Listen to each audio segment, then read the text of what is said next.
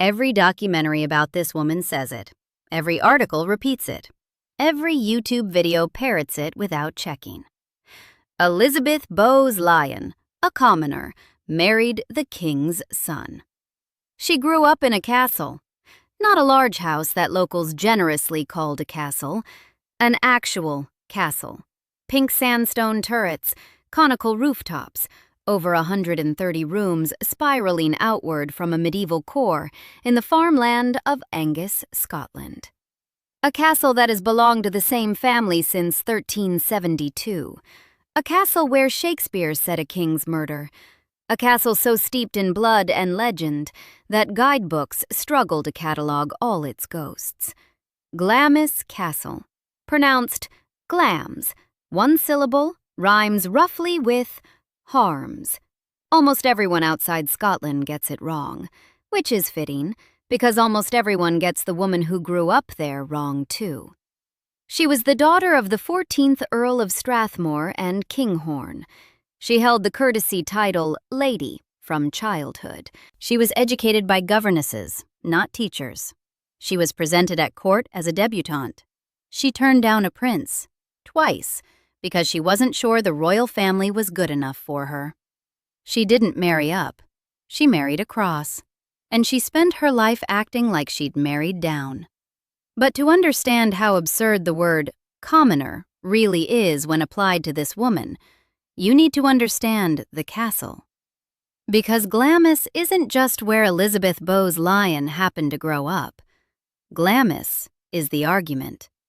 600 years of stone, legend, and aristocratic power standing right there in the Strathmore Valley, making the myth look exactly as ridiculous as it is. So let's talk about the castle. Long before the Lyons set foot on this ground, there was a royal hunting lodge at Glamis. The site has been occupied since at least the 11th century. Tradition holds that King Malcolm II of Scotland died nearby in 1034, lending the ground an association with Scottish royalty that predates the current castle by 300 years. Whether Malcolm actually died there is disputed, but traditions at Glamis have a habit of becoming more durable than facts. You'll see what I mean. The castle's documented history begins in 1372, when Sir John Lyon received the thaindom of Glamis through a royal charter from King Robert II of Scotland. 4 years later, in 1376, Sir John married Princess Joanna, Robert II's own daughter. So, if you're keeping track, the family's connection to royalty didn't begin when Elizabeth married Prince Albert in 1923. It began 547 years earlier, with a wedding between a Lyon and a Scottish princess. Remember that. It matters later. The Lordship of Glahms was formally created in the Peerage of Scotland in 1445, elevating the family from landowners to titled nobility. In 1606, Patrick Lyon, the 9th Lord Glahms, was elevated further still, becoming the first Earl of Strathmore and Kinghorne. By the time Elizabeth was born in 1900, the earldom was nearly 3 centuries old, older than several of the European royal houses still occupying thrones. For those intervening centuries, the Lyons accumulated power, land, and influence. Their position at the heart of Scottish aristocratic life made Glahms not merely a home, but a political prize, a building whose ownership meant something beyond shelter. And when a building means that much, people kill for it. Janet Douglas married John Lyon, the 6th Lord Glahms, in the early 16th century. After his death, she became Lady Glahms, chatelaine of the castle, a widow managing a great estate in an era when widows with property were either courted or destroyed. James V of Scotland chose destruction. He despised the Douglas family with an obsession that bordered on madness. They'd held power over him during his minority, and he never forgave the humiliation. Janet was a Douglas. That was enough. In 1537, she was arrested on charges of witchcraft and conspiring to poison the king. The charges were fabricated. The evidence was tortured out of her servants and retainers. On July 17th, 1537, Lady Janet Douglas was burned at the stake on Castle Hill in Edinburgh. She was, by every credible historical assessment, innocent. A woman murdered by a king who wanted her castle more than he wanted justice. James V seized Glahms after her execution and used it as a royal residence for several years, which tells you everything about his real motives. He didn't want to punish a witch. He wanted the building. The castle outlasted him. It always outlasts them. A century later, Glahms was occupied again, this time by Cromwell's troops in the 1650s, soldiers garrisoned in rooms the Lyons had built for feasting and family life, not for housing an occupying army. And in 1716, during the First Jacobite Rising, the old pretender himself, James Francis Edward Stuart, the man his supporters called James III and his enemies called something less charitable, stayed at Glahms Castle. He used the building as a stage for asserting his claim to the throne, reportedly touching people for the king's evil, the medieval belief that a true monarch's touch could cure scrofula. Whether anyone was cured is not recorded, but the symbolism was unmistakable. Glahms was the kind of castle where a man could stand in the Great Hall and plausibly claim to be a king. The building conferred that kind of authority. It still does. For most of its early life, Glahms looked like what it was, a medieval Scottish stronghold, a fortified L-plan tower house built for defense, not beauty, with thick walls, narrow windows, and the architectural charm of a clenched fist. The Great Tower, which forms the core of the present building, dates to the early 15th century and was designed to withstand siege, not impress dinner guests. That changed in the late 17th century. Patrick Lyon, the third Earl of Strathmore, inherited the castle in 1677 and spent the next 2 decades transforming it from a fortress into something closer to a French chateau. Between roughly 1670 and 1689, the third Earl added wings to the original tower, built a Baroque staircase, raised the conical turrets that give the castle its distinctive fairy tale silhouette, and created a chapel with a painted ceiling attributed to the Dutch artist Jacob de Vet, one of the finest examples of 17th century decorative painting in Scotland.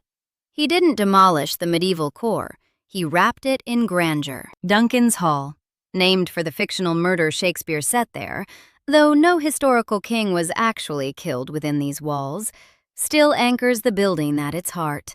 Below it, a medieval crypt. Beyond the chapel, a drawing room hung with family portraits, royal apartments, dozens of bedrooms once used for the kind of sprawling house parties where guests arrived on Friday and didn't leave until the following week. Layer upon layer upon layer, 6 centuries of architecture compressed into a single skyline. The pink sandstone gives the castle its color, that warm, almost fleshy tone that shifts between rose and amber, depending on the light and the season. On a gray Scottish morning, Glahms broods. In late afternoon sun, it glows. Either way, the building looks like exactly what it is, the ancestral seat of one of the oldest noble families in Scotland, rebuilt over 6 centuries to project power, permanence, and wealth. The castle grew the way aristocratic families grow, by accumulation, each generation adding to what came before, never discarding the old, always building around it. 130 rooms, formal gardens, a walled Italian garden laid out in 1910 by Elizabeth's mother, Cecilia, Countess of Strathmore. Another layer of family imprint on a building already saturated with them. This is not a building that whispers, it announces, and it has been announcing for 600 years. Glahms is routinely called one of the most haunted castles in Britain. The claim isn't based on a single ghost story. It's based on a whole catalogue. There's the Grey Lady, Janet Douglas, Lady Glahms, burned for witchcraft she didn't commit in 1537, still said to drift through the chapel she was torn from nearly 500 years ago. By the 19th century, visitors to Glamis were already reporting unexplained cold spots, strange sounds in empty corridors, and the persistent feeling of being watched in rooms where no one else was present. There's Earl Beardy.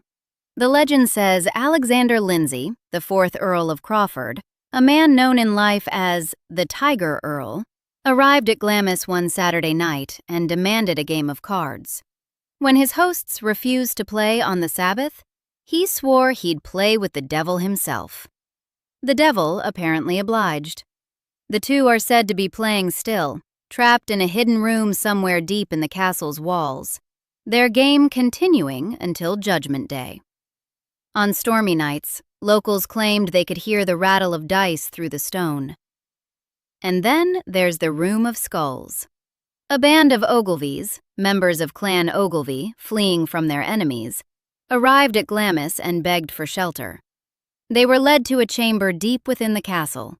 The door was locked behind them. They were left to starve.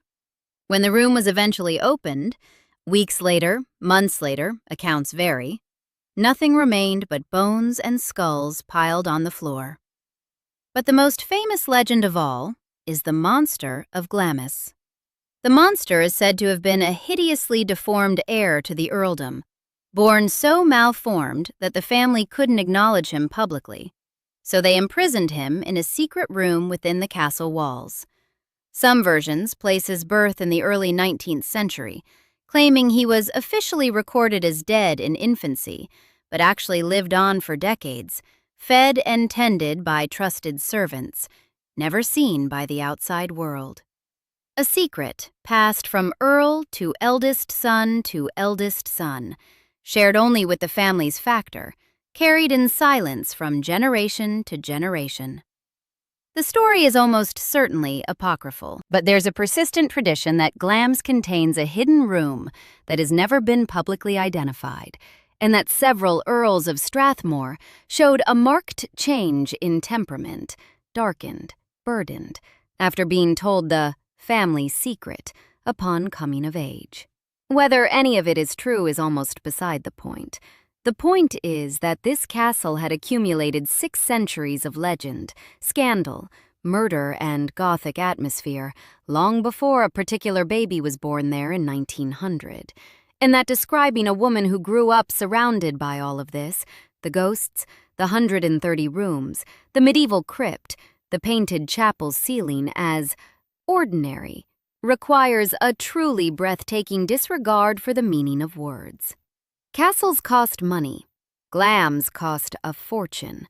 The Lyon family had held the estate since 1372, but the wealth that sustained the place through the 18th and 19th centuries came from an unexpected source.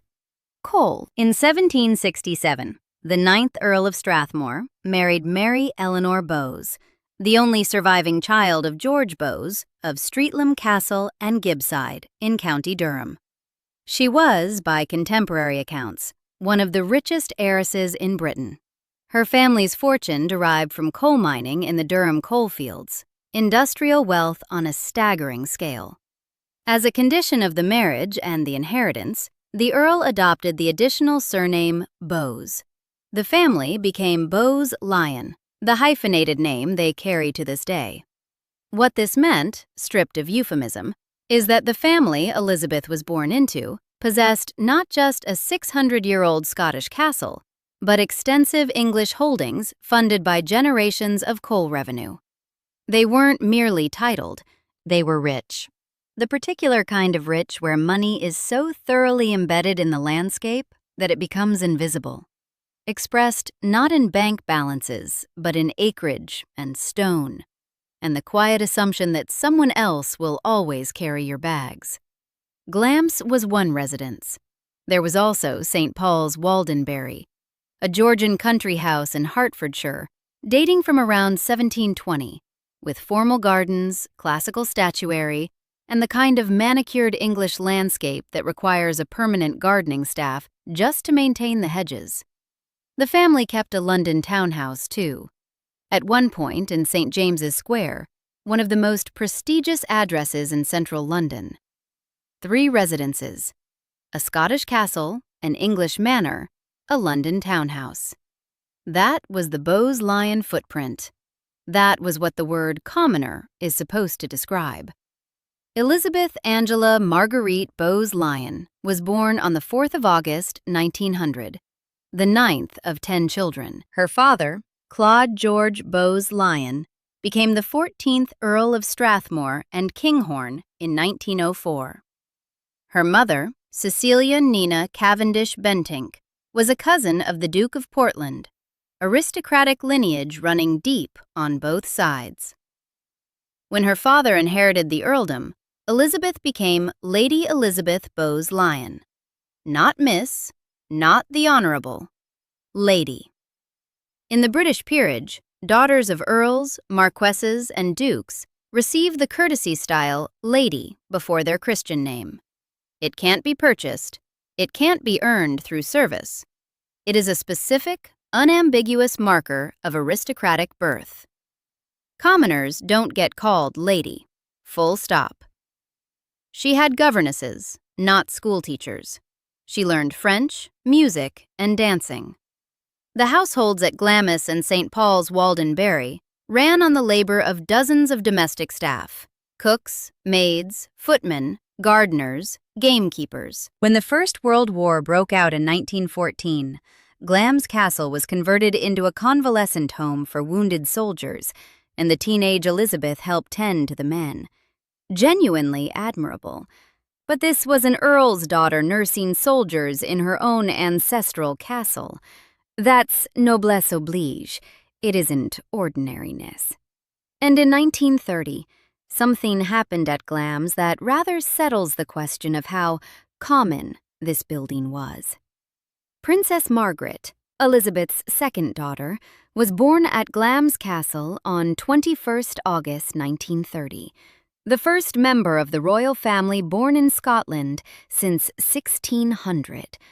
A princess, delivered within the castle walls. Glahms wasn't just the childhood home of someone the world calls a commoner. It was a building where princesses were literally born. Here's where we deal with the technicality. Someone always brings it up. In the strictest legal definition of the British peerage, a commoner is anyone who doesn't personally hold a title: Duke, Marquess, Earl, Viscount, Baron. By this definition, an earl's daughter is technically a commoner because the title belongs to her father, not her. This is the fig leaf that every documentary, every obituary, every lazy Wikipedia edit has hidden behind for 100 years.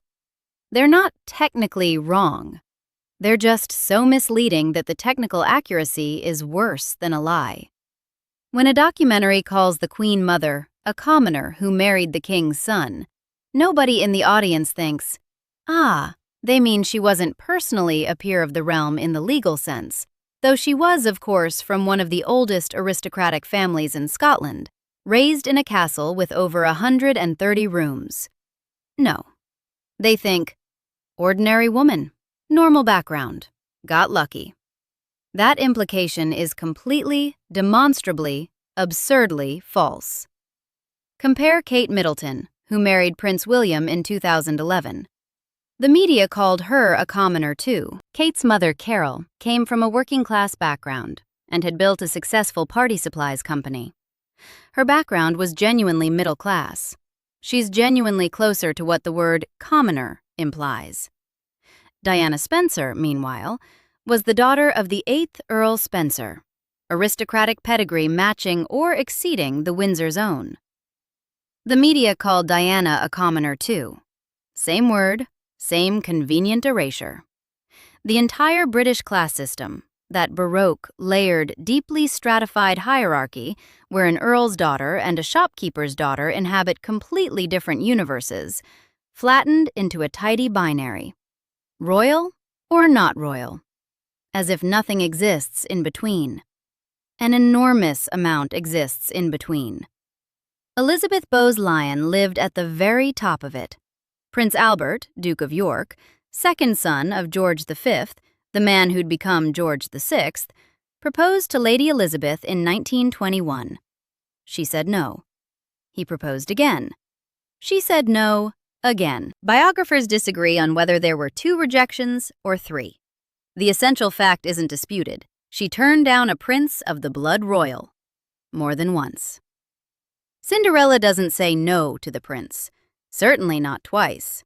A friend, Christabel, Lady Ampthill, reportedly said Elizabeth feared she'd never again be free to think, speak, and act as I feel I really ought to. She wasn't overwhelmed by the honor. She was weighing the cost. An aristocratic woman running a cost-benefit analysis on a lateral move and finding the margins thin. They married on 26 April 1923 at Westminster Abbey. The family whose earldom was 317 years old married into the family whose surname, Windsor, hastily swapped from Saxe-Coburg and Gotha in a wartime rebrand in 1917, was 6 years old. She didn't marry up, and how she lived afterwards tells you which direction she thought the move went. After the abdication of Edward VIII on the 11th of December 1936, Albert became George VI. Elizabeth became Queen Consort.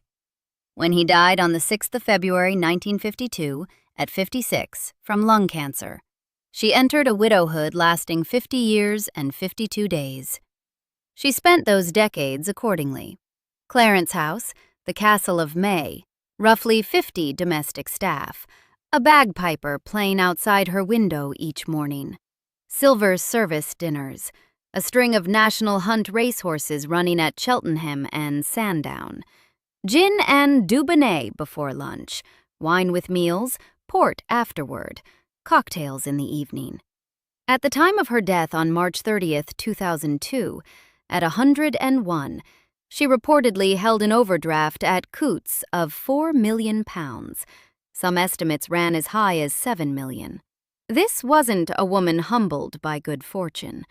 This was a woman raised in a castle where coal wealth was so deeply embedded in the stonework that spending felt as natural as breathing.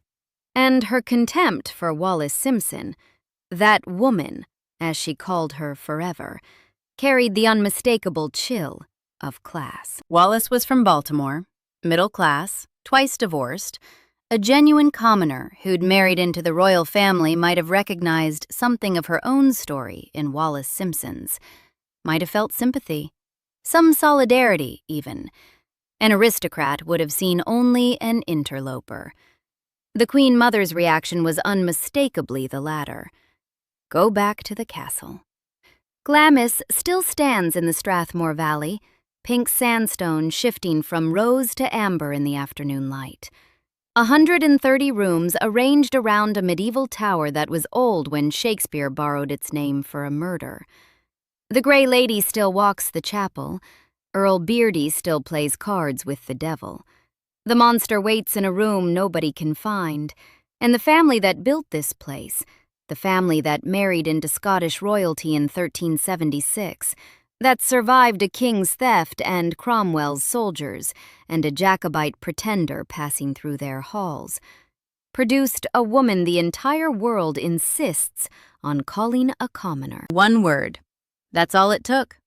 One technically defensible, practically dishonest, spectacularly misleading word, repeated so often and so carelessly that nobody bothers to check whether it's true. She was never a commoner. She was never humble. She was never an outsider who got lucky. She was Lady Elizabeth Bowes-Lyon, daughter of the 14th Earl of Strathmore and Kinghorne, raised in a castle that has stood for 600 years, educated by governesses, presented at court, and born into exactly the kind of life she went on to live. Every time someone calls her a commoner, they're not just getting a fact wrong, they're telling the story she wanted them to tell. Subscribe for more stories like this.